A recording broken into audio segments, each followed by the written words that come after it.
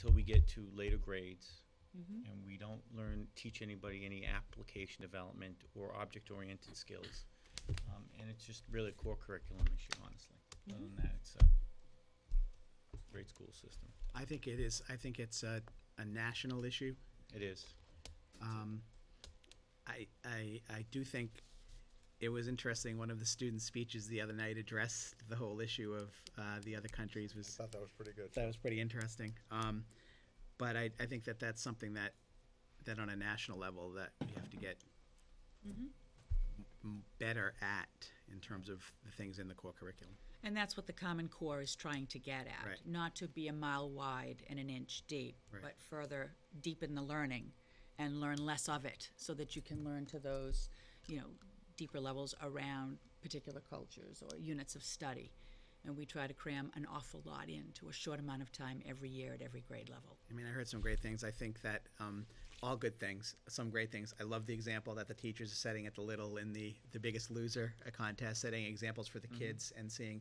I love the talk about trying to teach more current events, and because one of the things that troubles me is I always read these articles, and 30% of Americans know what the three branches of government are, and they asked 20-year-olds, what the Supreme Court is, and only 12% knew it. And that kind of gets away from what Michael's talking about, but I think our kids need to know that stuff. You need to know about your country and your culture. Now, part of that comes from home, but I think part of that's got to come from the schools too. So I like hearing talk about, current events and things like that. I have a granddaughter in the second grade, and I actually have one in the sixth grade that was recently in the fifth grade. And my observation is that we're doing a very, very good job. I reflect on it by seeing what their knowledge is, what their skill sets are. And I guess I look more toward the skill set of how do they find out how to do something? How do they describe what they've seen? The observation kind of things, the being able to articulate them, the writing skills. It is incredible what these kids are doing. A second grader that is, she's literate. I find it amazing, absolutely amazing, and it makes me feel very proud of our system, district. It's really, really encouraging for us. And there may be people in other countries who have a narrow set of skills that on a particular subject or what's knowledge today. But what we've always done in this country is teach a broader spectrum, and that has the entrepreneurial, inventive spirit behind it, which gives us a whole big advantage in the rest of the world. Now, I've done a lot of traveling, and I've seen a lot of people who know all about their differential equations, but when you get them down to trying to figure out how to put two and two together, or two pieces of machinery together, they can't do anything with it. And I think what we do is to educate people in a much broader spectrum than people in other countries get taught. I think the final thing I'll say is if it's as long, and this was also from one of the speeches the other night, but as long as we keep teaching kids how to learn, then we'll be ahead of the game. And I think that's how to learn, how to get things done, how to have common sense. I think we'll be ahead of the game, and I think we do that in this district. So, any other comments? Superintendent Willis? We need a vote on each one of the school okay. improvement. Yes. Initially, okay, we're going to do this in alphabetical order. Initially, I'll have asked for a motion to approve the Batchelder School Improvement Plan. Second. Further discussion? Hearing none. All those in favor? Aye. Opposed? Unanimous? Okay, next.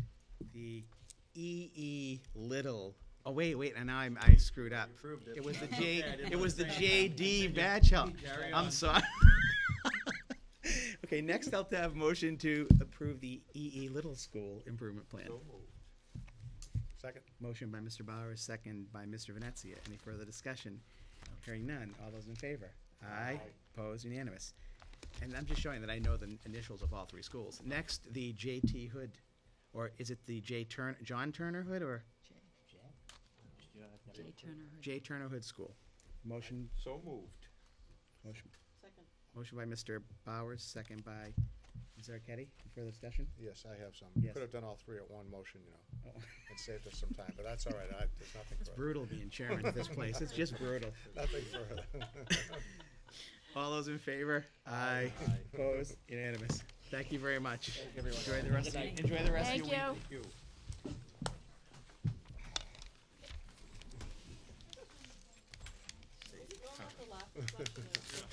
Shut off the bulb.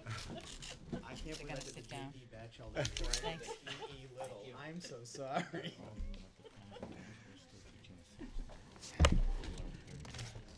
You need the lights back on? Yes. Mr. Colleen, could you put the lights on for us? Thank you. My second grader would have corrected you before you got it out of your mouth. Oh, I'm so upset at myself. No, don't worry about it. I got him backwards. The older you get, the easier it is to make those kind of things happen. Okay. Returning to our agenda, I must admit, I also forgot tonight to ask for public input. There was nobody here Seeing no but us. public, seeing no public, I knew there was no input. And there's no students, so there's And there was no student, so there's no student report. You're completely thrown off. Next, continued business. Next week, we begin the new era of our middle school and high school, as I believe we're actually going to start seeing some action, minor, but some action on the high school, middle school project. Superintendent Willis? Yes, the last secondary school building committee meeting was held on Tuesday, May 29th at 6:30 PM. I was not in attendance at the meeting because I was at negotiations on the NREA contract, but Mr. Bowers did attend. And I am wondering, Mr. Bowers, if you'd like to make any notes about that last meeting. can add a few comments on that. We approved the project financing agreement with MSBA. We delayed the deal for bringing on Multi Vista, which is a time-lapsed record of the building from the ground up. Since we don't have the design fully completed yet, it seemed that it was a little bit premature. We have gone ahead, we're going to go ahead with some additional borings during vacation. The design development is now 50%. Gilbane is conducting a construction estimate on the 50%. So we'll have then our construction manager and project manager, our owner's project manager, and the architect all becoming aligned on the budget at the 50% design level. So that helps to make sure that the final design is on the budget. We have moved to the next step on the traffic issue. And there's a general consensus that we would like to move ahead with multiple lane expansion at the intersection of the driveway with Park Street, both increasing the number of lanes on Park Street and on the driveway, and put in a light, if we can move ahead that way. And so we've authorized the layout for that with the subcontractor to our architect. Yeah, just to add to that, I was attending the meeting 2 meetings ago, I believe, when the consultant was there, and the difference in the traffic flow that will be made by widening both the road and the driveway and by adding a light was tremendous. It's very It substantial. should improve the flow in the whole area, including down the road that people use. What is it, Oakdale, that people use now to go up to the middle school? Oakdale. Yeah. Right. So The difficulty we potentially will run into is we may have difficulty with the state, since Route 62 It's a state road. is Park Street. Right. And is a state road, and that they may give us difficulty with either widening for the lanes or for the light. So we're gonna move ahead as fast and as hard as we can on that, with the goal of, if possible, putting in a light and additional lanes. There's an abutters meeting tomorrow evening in the large group room here at the middle school. The weekly project meetings have gone on. We've had, I'll give you a brief rundown on what's happened with the last one of those, which was last Thursday. We've approved the movers. Low bid was Wakefield Movers. And they were, I'm recollecting, something like $1,500 less expensive than the second bidder. That's to move the items out of the modulars? Right. Okay. And that will happen next Friday. This Friday. This Friday. That's next Friday. Yeah, that's next Friday. This Friday is next Friday, yeah. This Friday. Yeah. And so we've gone ahead with that. We've approved some invoices, and that's about that. The weekly site meetings that are done on Thursdays now are starting to have activities for this week and activities for the next 2 weeks being forecast by Gilbane. And this week, the bids are due for the early release program projects, which is site and trailer removal. We're out to bid for electrical and plumbing. We're out to bid for abatement. They're marking property lines and trees for the summer work. And we expect by the end of the week to have a recommendation for award of the early release program. Next week, the June 18th through 22nd, Gilbane will be mobilizing on the site. They'll be mobilizing for tree clearing and site demolition, and installing temporary fencing and establishing summer parking. So we're moving ahead smartly on the project. Two questions, or I guess, yeah, questions.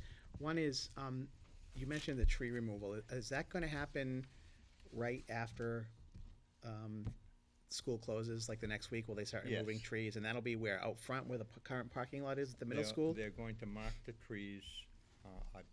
They may actually be marked by today.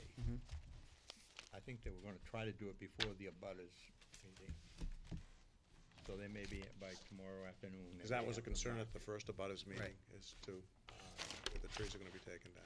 Lots of trees are coming down. Right. And there's gonna be a lot of movement of earth in the front area of the school. The parking will change instantly.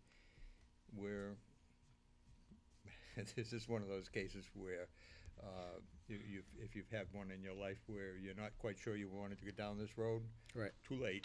Right.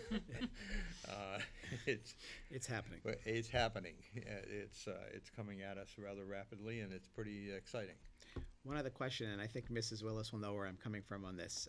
I know we have plenty of time to get a plan done, but I would like some assurance that we'll have a plan at some point in time regarding the tennis courts. Yes. Tomorrow we have an athletics subcommittee meeting, and both our AD as well as our high school principal will be talking about planning for the plan, and the intent is to have one in place at the opening of school in the fall. Because I believe we'll have 3 years without tennis courts, correct? Because I don't think those courts are going to be Correct. able to put up while the middle school is being constructed. It's virtually impossible. Right. Well, not virtually impossible. It is entirely possible to have tennis courts where they are right now. Right. Through the whole project. Correct. It would be extremely costly. Mhm. Extremely costly. To give you an idea, it's like putting up a building in downtown Boston, in the financial district.